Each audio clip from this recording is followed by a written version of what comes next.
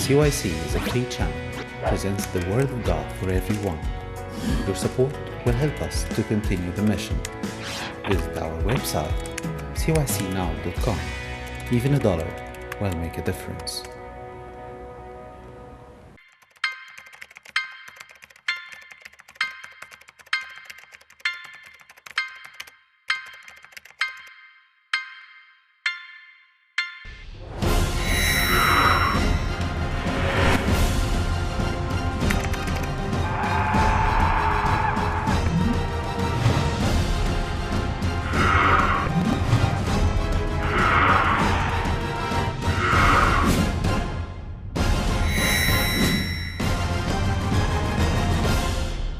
Of all the social topics that get brought up during elections, none are as divisive or emotionally charged as that of abortion.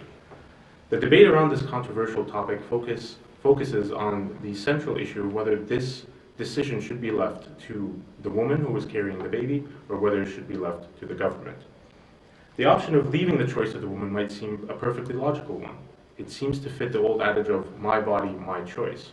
However, there's also a strong argument for leaving the choice up to the government, as it is the government's responsibility to protect the citizens of which who are the most vulnerable citizens. But these are very simplistic ways of putting this argument. And here with me today to discuss this very controversial issue is Ms. Jessica Corbeil. She is a graduate from Grant MacEwan University in Edmonton, Alberta, with a major in political science and a minor in sociology. A current law student at the University of Ottawa Faculty of Law, focusing on criminal and constitutional issues, and she's also a former intern at the Evangelical Fellowship of Canada, focusing on constitutionality of abortions and human trafficking issues.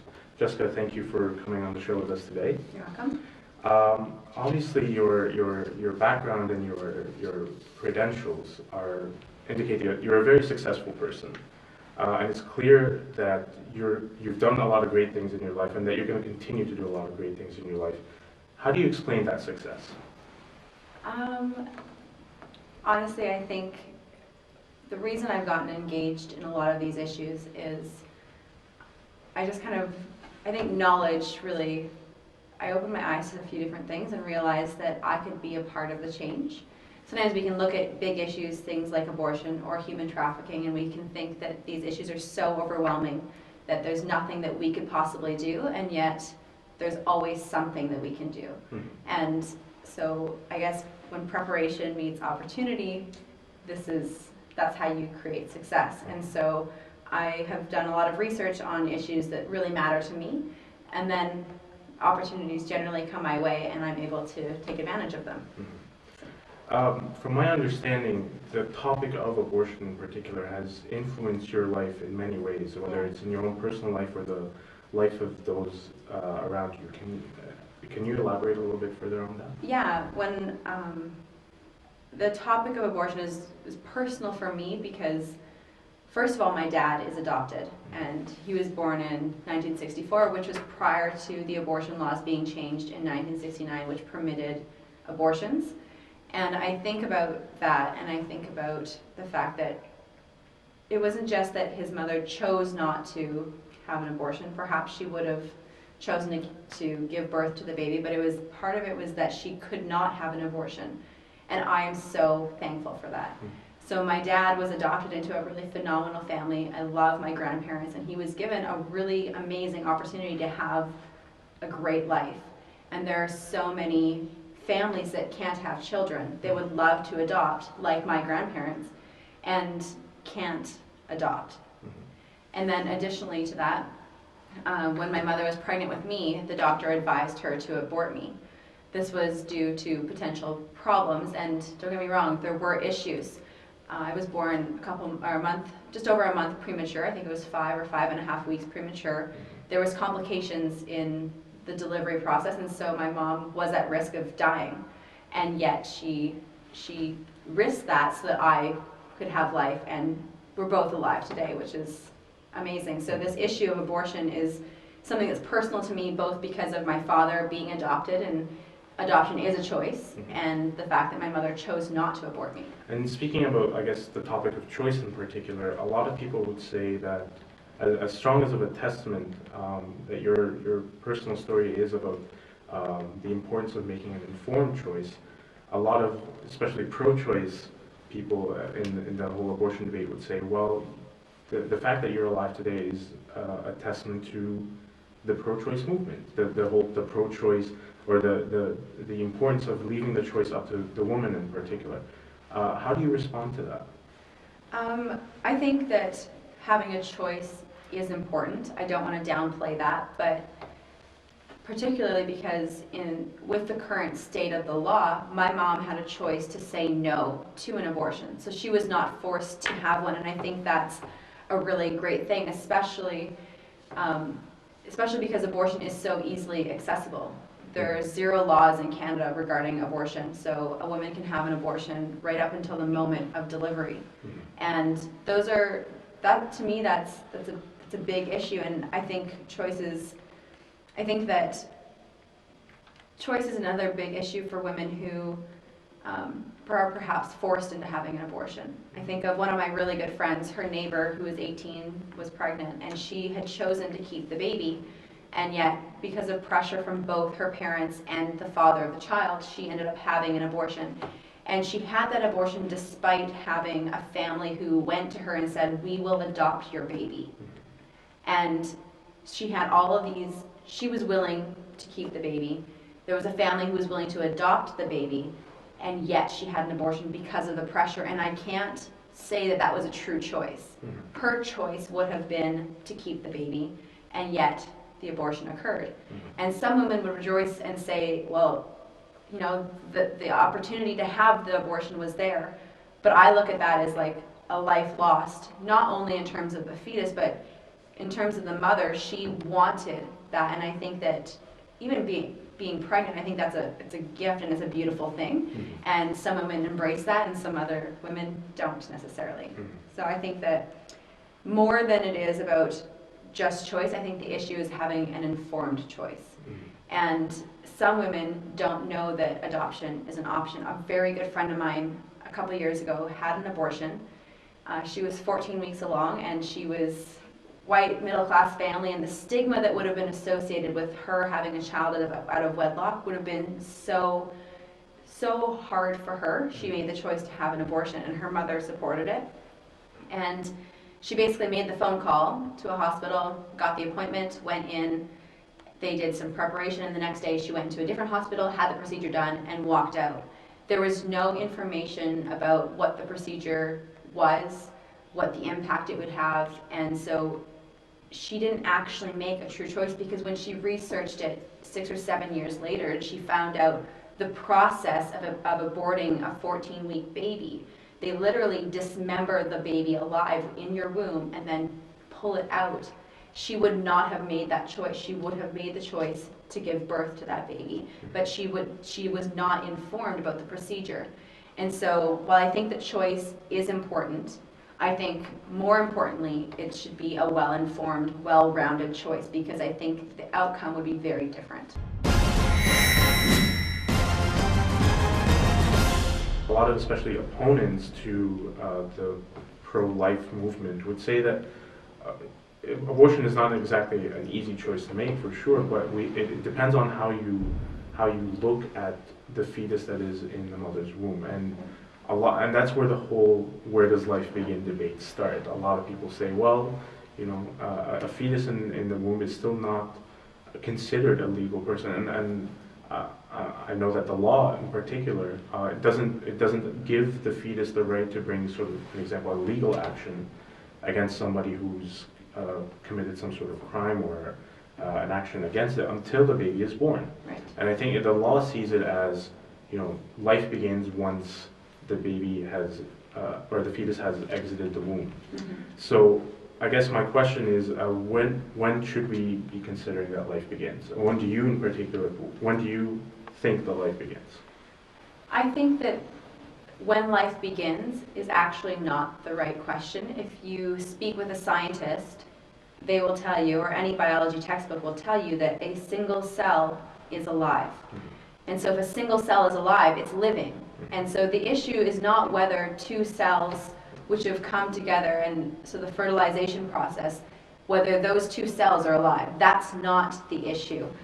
I think that the issue is where we as a society are going to decide to draw the line. Unfortunately, this line was drawn 400 years ago, and they decided that when a fetus fully exits the womb, then that is the point that they would be considered a human being. 400 years ago, they didn't have the medical technology that we have. There was no other way to determine whether a fetus was still alive in the womb. Now we have ultrasounds, we have all these other technology that you can do 3D imaging of a baby, of a fetus in the womb, and so you know exactly what your child is going to look like.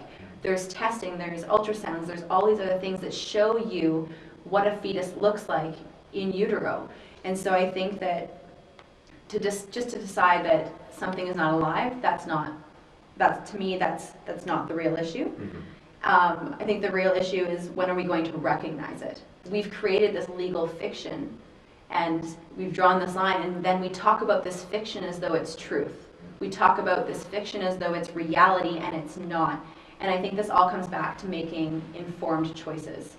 And so Parliament recently, I guess in the end of September, they voted down Motion 312, which was it was a motion introduced by a member of Parliament that suggested to do a study on when does life begin. And something stifling that type of a debate, I mean, the study would not have forced Parliament to do anything, but all it would have done was brought back a whole bunch of information for Parliament to decide. And it's not just about where we're going to draw the line, or it is right now, it's about where we've drawn the line, but I think that if more Canadians and if members of Parliament had the knowledge and had more research done and really realized the stages of pregnancy, I think the law might compel them to change the law. But along the same line as well, like, I mean, I agree that perhaps maybe it is the wrong question to ask, when does life begin? But along the same line, like, even if you were to determine a scientific answer, as in, say, like, the milestone is 6 weeks into a pregnancy, for example, a lot of people would argue that there's so many different ways of interpreting it, and that interpretation can go pro-abortion or pro-life, to let the fetus be born. An example of the different rationalization, for example, is the whole moral agency argument, saying that the difference between a collection of cells, or even a single cell, and a human life is that a human is able to rationalize a decision, or is able to come to a decision, and furthermore is able to communicate that decision to others. Right. And it is in that context that a lot of people, especially people who are pro-abortion or pro-choice, that say that is the definition that we should really be looking at, and saying that this is the main difference between a fetus who would be considered as a life that is in creation, or as just a simple collection of cells, no different than what we would find in, say, a lab or some sort of pharmaceutical facility. So how do you see that definition of saying we have to look at when a life, or when a collection of cells is able to rationalize and communicate a decision? I think that definition is actually very problematic, and I think it's a very slippery slope in terms of, you look at the people who are born, who are legally considered persons, who may not have the cognitive ability of a normal person per se. People who are born with genetic deficiencies or mental deficiencies. And so when these people are born, do they have less value or do they have more value just because of the line we've drawn, just because they've exited the womb? And do they have less value because they're in utero? If a fetus is not a human being because it doesn't have those capacities, what about the human beings who don't have those capacities, who are actually alive? And then you have other examples where somebody can be living a very full life, and in their 20s, 30s, 40s, they could either get into an accident or contract a degenerative disease, and they lose their cognitive capacity. What then? Do they now have less value because they can't think or rationalize the way that a normal human being would? And I really think that's problematic, and it's a very slippery slope. And then the other argument is things like, when, it's just a clump of cells, so it doesn't look like a human being. Well, I have a very good friend of mine, and her son is very deformed. He basically has half a face. He's missing an eye, missing an ear, and he does not look normal, and yet his cognitive capacities are 100% normal. He's deaf, so he goes to deaf school, but he learns the same way that any other individual would. He's mute because he has a trach, but he can still communicate through sign language. And does he look different? Does he look normal? No. But is he a human being? Is his life worth something? Yes. And, I've read a lot of court cases where it was in 2002, one in particular, there was a woman who sued her doctor because he didn't offer her prenatal testing, and her child was born with Down syndrome. Her argument was that she would have aborted it had she known. And so the court case was about holding the doctor responsible for all of the extra costs and the burden of having this child. And the question that it really makes me struggle with is, why does that human being not have value? So in that instance, she would have said it's not worth living. But what about all those individuals who have Down syndrome and live very healthy, full, joyful lives? And they can have jobs, they can be successful members of our society. But because a woman has a choice, we can disregard those types of people. And for me, in Canada, we live in a multicultural nation. We're known for being accepting to others and tolerant.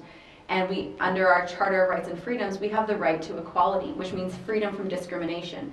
And so an individual cannot be discriminated against because of physical appearances. They can't be discriminated against because even of mental issues, as provided they can do the job, but there can't be discrimination based on that. And what we are basically doing as a society is permitting the discrimination because of legal fiction. We've just drawn this line and said, well, if they've breathed or if they've exited the womb, we can't discriminate against them. But prior to that, we can. And I think that if we're going to build our nation, we've entrenched these rights, and to me, they should be there in principle. And in principle, we should not be permitting discrimination even in utero, because what is that saying about us as a society? And then the issue stretches further into gender side and sex selection abortions, which happen in Canada. And I know that there's been people who are advocating against that, because what is that saying about women when female babies are being aborted? What does that say about women in society?